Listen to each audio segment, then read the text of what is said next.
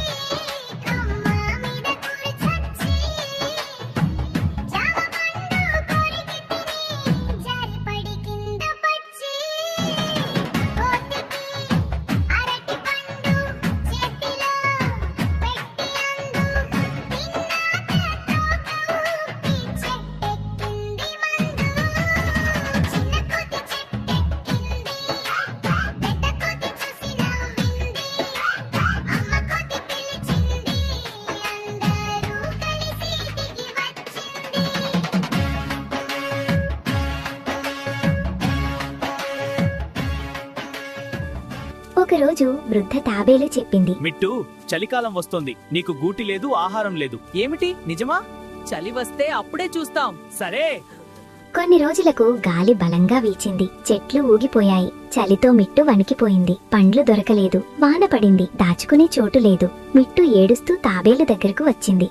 నువ్వు చెప్పిన మాట వినాల్సింది. మనం కలిసి ముందుకు వెళ్దాం. ధన్యవాదాలు. సంతోషం మంచిదే, కానీ పని లేకుండా సంతోషం నిలవదు.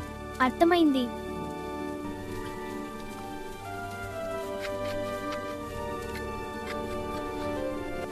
Hey rabbits, catch this! One more coming! Mittu వెంటనే పని మొదలు పెట్టింది. చిన్న గూటి కట్టింది. ఆహారం దాచుకుంది. కొన్ని వారాల తర్వాత హరి తన గూటిలో సురక్షితంగా హాయిగా కూర్చుంది. ఇప్పుడది ఎప్పుడూ ఇలా చెప్తుంది. ముందు పని, అవును, కానీ తర్వాత ఆట. సరే. అదే సరైన మనస్తత్వం. ఆలస్యం ఆనందంలా కనిపిస్తుంది, కానీ కష్టాన్ని దగ్గర చేస్తుంది. ఖాళీగా కూర్చోవద్దు. అర్థమైంది.